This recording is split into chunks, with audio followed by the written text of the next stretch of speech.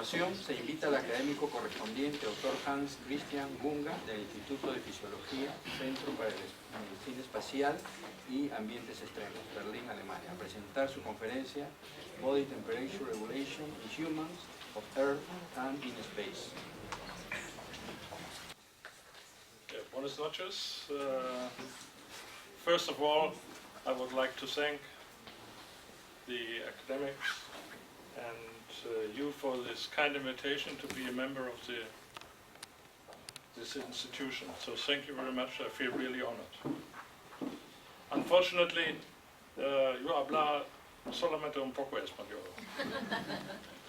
That's why I would like to continue in English. And I will give you a brief summary of what we have done the last 25 years in respect to human in physiology, and especially in the adaptation of humans to heat and the impact on the body. And you see here already we are working in different environments, and actually going 25 years back, actually exactly 25 years back, I met Charles Onca at a meeting in Chile about the working conditions of miners at high altitude. And we were presenting a device which was gone to space to analyze the blood in astronauts. So when we met, we had the idea to make a research with this equipment in the altitude of Peru, but at that time it was politically very dangerous. So we couldn't make it. And we have to shift to Chile at that time. However, it goes back to the contact. What I have now more than 30 years goes back to Klaus Benn from Chile, who worked with other people here in South America. And we were analyzing and trying to get equipment, like this equipment, to measure blood pressure, blood constitutions in extreme environment with new methods, which are applicable in the field.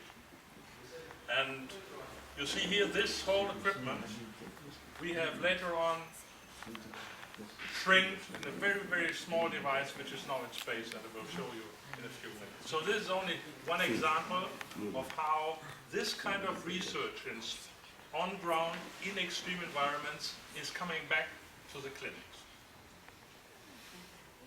So my focus of the department, and Gustavo, you know, for nearly 20 years as well, is the human in extreme environments. Marathon running, space, altitude, tropics, even Antarctica. That is my topic where I work. And I will show you mainly two examples of people being isolated and what is happening with their temperature, and being on the International Space Station. Actually, this research is just going on these last days. And last week I have been in Houston, in the United States, to work together with the American astronauts on the International Space Station and to finalize this research. So what is the main focus? My main focus is cardiovascular physiology, and especially this small device here which we developed. It's a measurement to analyze your core temperature inside your body. This kind of research is dedicated, as you mentioned before, about the circadian rhythm. We all have a temperature of 37 degrees in our body, but it's just like this curve shows, it's fluctuating between 37 and 36, only plus minus 1 degree over the day. Now we have, for the moment, we have the highest temperature. Yeah, it's just around here where we have the highest, and in the morning at 3 or 4 o'clock we have the lowest. So imagine your temperature inside your body. When you are sitting here and you are sitting here, it has to be controlled by nearly 1 degree, only 1 degree.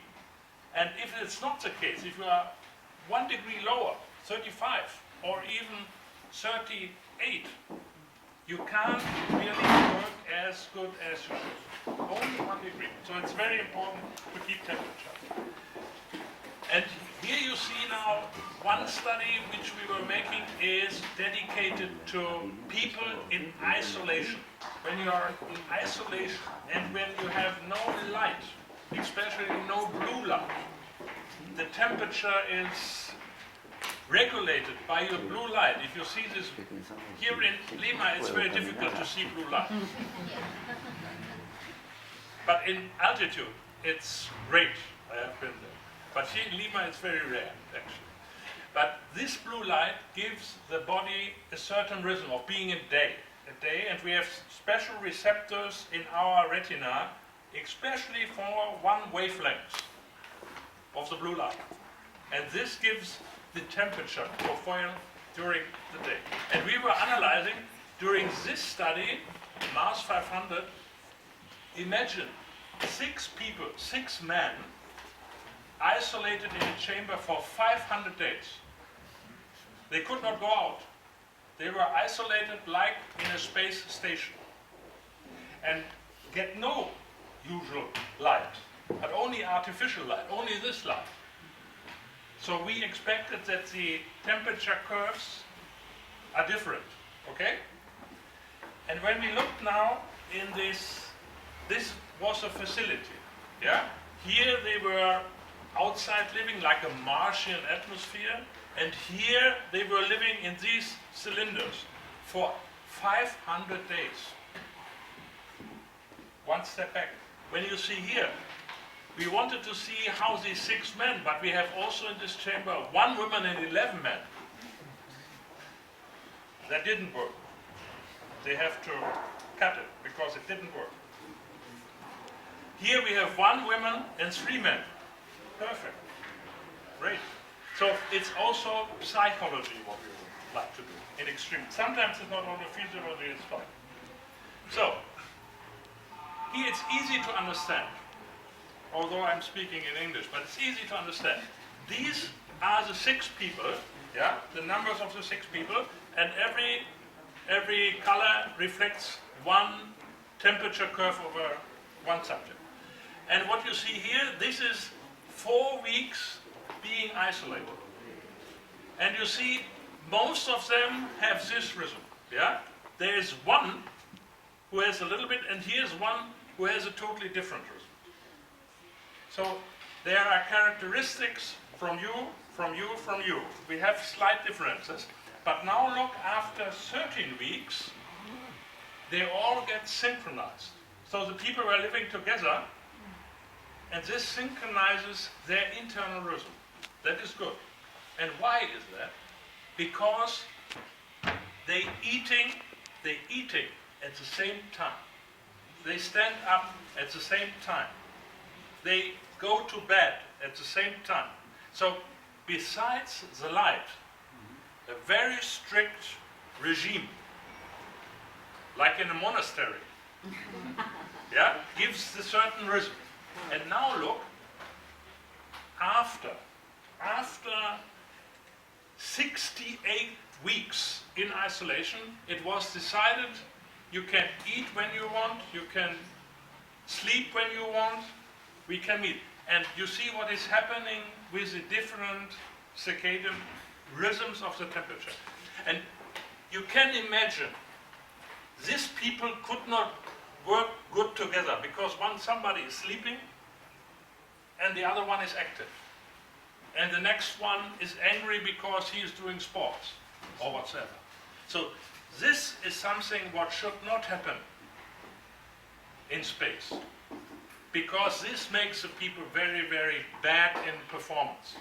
Yeah? So having the same time of eating, having the meeting, having the debriefing, having certain rhythm is very, very important besides the light. That is some conclusion of that. And in addition, there is some physiological background that there is a small shift in general, that they got a little bit longer during the day. But this is very specific. I don't want to go into detail. Second example is now we go into space. And why is temperature regulation important in space?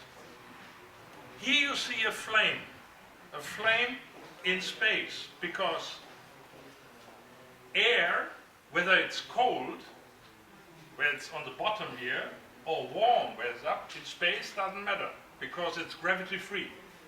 So you get a flame which has this size. It's like a circle, and only to the parts it's going. The temperature is falling. Here we have the lowest temperature on Earth, and here the highest temperature, because it's light, because we have gravity. So in space, this makes a lot of trouble, because the astronaut is immersed by his own temperature. If I would here stand naked, don't fret, if I would do that, it would be about 600 liters of air per minute going from here to here. So there's permanently circulation, which gives away my heat, not in space.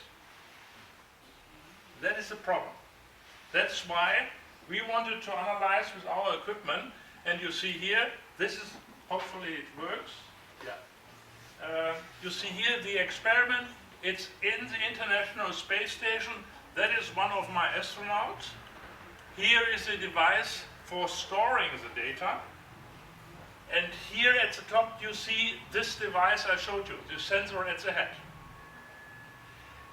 And during exit, you see already here, because on the International Space Station, such a work can get the station moving, because it's a kind of force.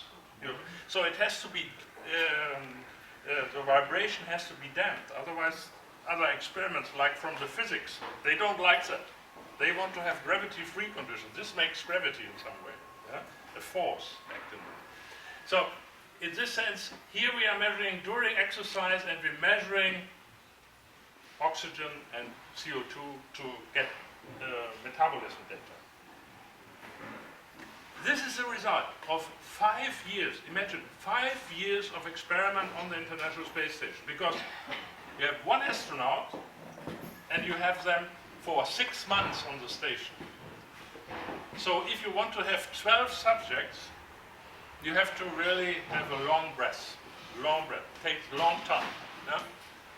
But we found something very, very interesting. This is just published last year in Scientific Reports. What you see here, and it's easy to understand, again, slowly. Here is pre-flight, before they go into space. Here are 1, 10, 30 post-flight, when they come back. And here, this FD flight day, 160, from 15 to 160, this is on the station. Yeah? So we have, nearly every month we have one experiment. And what you see here is, that is the temperature before they start exercising. Usual temperature 36.5, very normal temperature of the subject. After exercise, 2 degrees higher.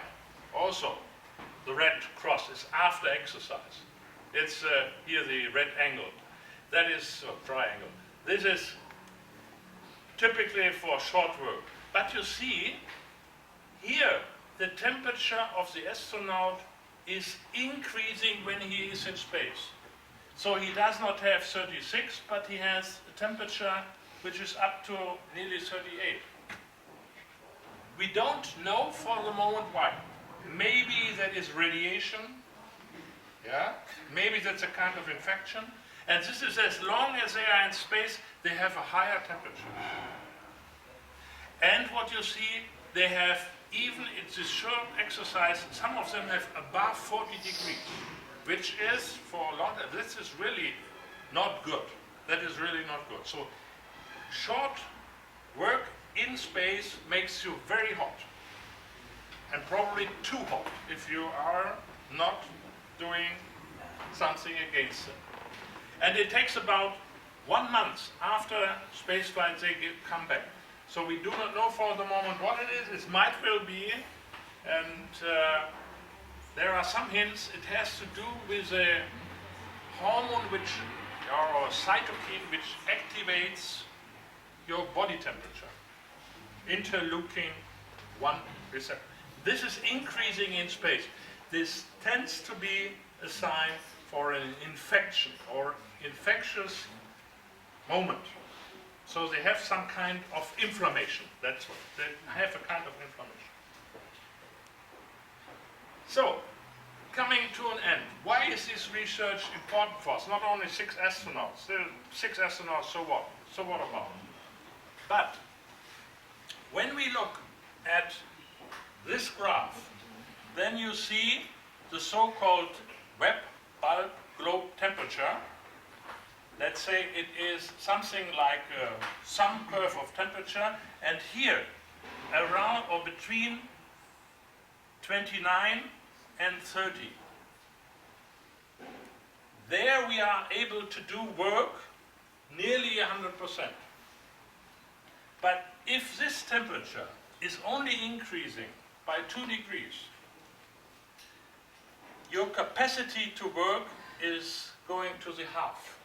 So here is for humans, for you, for me, for an African, for people in South Asia, this is a very important cutting point or tipping point.